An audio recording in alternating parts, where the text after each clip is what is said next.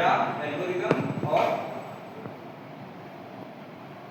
Data हो गया, algorithm हो गया और लर्निंग, इन तीन प्रोसेस करता है। ठीक है, डेटा मतलब एआई को खुद चलने के लिए कोई सेटअप उसके इंस्ट्रक्शंस होंगे ना, जैसे सॉफ्टवेयर होते हैं उस तरीके से। दूसरा बात होता है एल्गोरिदम। एल्गोरिदम मतलब कि उसमें कुछ इंफॉर्मेशन ऑलरेडी डाली गई है, ठीक है, मतलब सर्वर से जुड़े हुए हैं बहुत सारे, तो डेटा को कलेक्ट ऑलरेडी मतलब करता है, तो भी आप कुछ करते हो उससे। थर्ड पॉइंट है कि लर्निंग। लर्निंग में आपका उसका खुद का प्रॉब्लम आ सकता है, नहीं क्या सकता है, मतलब कि इंफॉर्मेशन तो देता ही है, बाकी अगर आप उसको अपने तरीके से कुछ बोले हो तो उस तरीके से भी आंसर करता है आपकी बात को, ठीक है, वो आपसे भी सीखता है ना। मतलब आप कोई चीज़ प्रोवाइड करोगे, कोई इन्फॉर्मेशन प्रोवाइड करोगे, बोलोगे उसके बेसिस पे आंसर दो, तो वो उस तरीके से आंसर देगा, ठीक है। या उसको आप कुछ सिखा दिए हो, ठीक है, बोलोगे इसी पैटर्न पे दो बना के बार बार, तो उसी पैटर्न पे करके देगा वो आपको आंसर बार बार, ठीक है। तो वो चीज़, तो इसका वर्किंग प्रोसेस क्या हुआ? पहला है डेटा कलेक्शन। पहला है डेटा कलेक्शन। डेटा कलेक्शन मतलब तो डेटा कलेक्ट करना मतलब दो तरीके से हो सकता है, या तो वो आप उसको दो कोई डेटा, बोलोगे इसमें से कुछ चीज़ें प्रोसेस करके बताना है, उसी से आंसर देगा। एक ये हो गया डेटा कलेक्शन का तरीका। दूसरा ये हो सकता है कि कोई सिंपल सा क्वेश्चन आपने पूछ दिया कि मतलब जैसे आपने मुझसे पूछ दिया कि एआई क्या है, टाइप्स क्या है, ये सब बताओ, तो वो अपने सर्वर पे जो उसके पास डेटा होगा हर जगह से ढूंढेगा, फिर उस तरीके से आंसर देगा, ठीक है। ये हो गया डेटा कलेक्शन। उसके बाद सेकंड ऑप्शन है डेटा प्रोसेसिंग। डेटा प्रोसेसिंग क्या है?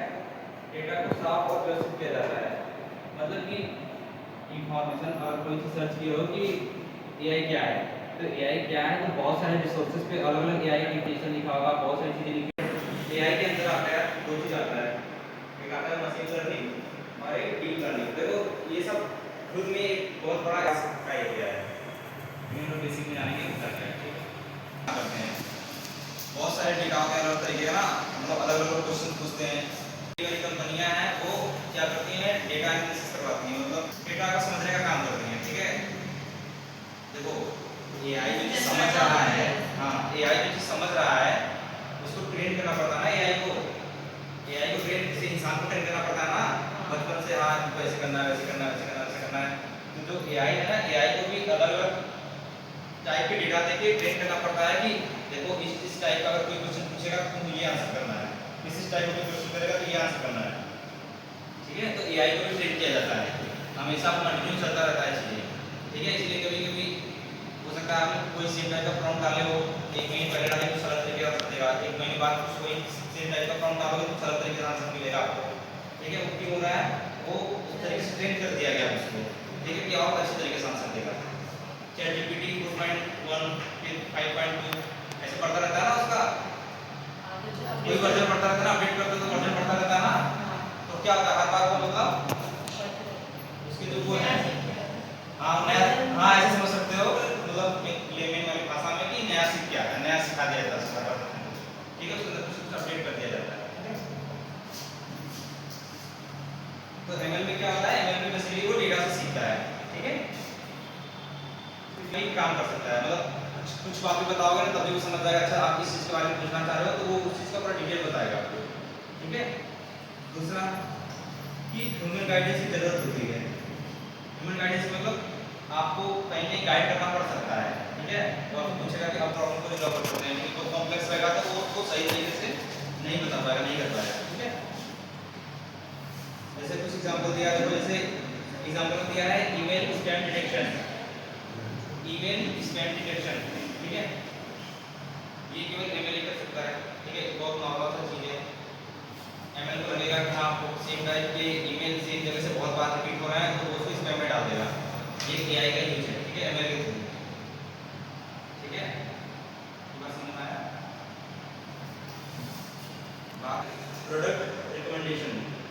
प्रोडक्ट रिकमेंडेशन का मतलब है कि कोई चीज सर्च किया आपने, बहुत किसी साइट पे गए, ठीक है, ऑनलाइन वेबसाइट पे गए, कोई चीज सर्च किया, ठीक है, कोई प्रोडक्ट सर्च किया, तो वहाँ से एमएल का जो सॉफ्टवेयर रहेगा वो सीखेगा उस साइट का, ठीक है, कि आपने एक पर्टिकुलर चीज सर्च कर रहे हो, तो वो क्या करेगा, बार बार आपको वो चीज दिखाएगा, ठीक है, वो ऐप खोलोगे या कहीं और कोई ऐप खोलोगे तो वो ऐड के थ्रू आपको दिखाई देगी, हाँ ये चीज़ है जो आपने सर्च कर रहे हैं, तो वहाँ पे क्या एमएल का यूज हो रहा है,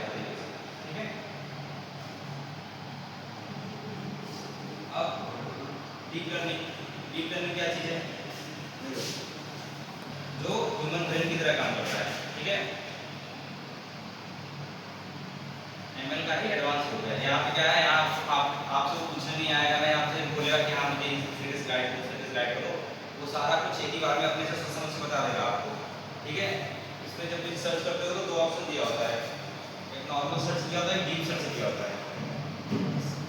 कभी गूगल जेमिनी का यूज करोगे, ठीक है, या नोटबुक एलएम करके गूगल का या उसका यूज करोगे, कोई चीज सर्च करोगे, पूछेगा नॉर्मल सर्च करना चाहते हो या डीप सर्च करना चाहते हो। नॉर्मल सर्च करोगे तो एमएल का यूज करेगा, जब डीप सर्च यूज करोगे तो डीप लर्निंग का यूज करेगा वो। तो जो अगर इसका डीएल का यूज करेगा ना तो आंसर करने में बहुत ज़्यादा टाइम लगाएगा। हाँ, डीप सर्च में आंसर करने में ज़्यादा टाइम लगेगा। हाँ, फिर वो सारे इन्फॉर्मेशन को कलेक्ट करेगा, एकदम उसका सही गलत जो भी एनालिसिस है, हाँ, पूरा करके तब आपको आंसर देगा, ठीक है। तो ये डिफरेंस रहता है। एग्जाम्पल इसके कौन कौन से हैं? सेल्फ ड्राइविंग कार, हाँ, मैं बात रहा था ना सेल्फ ड्राइविंग कार का।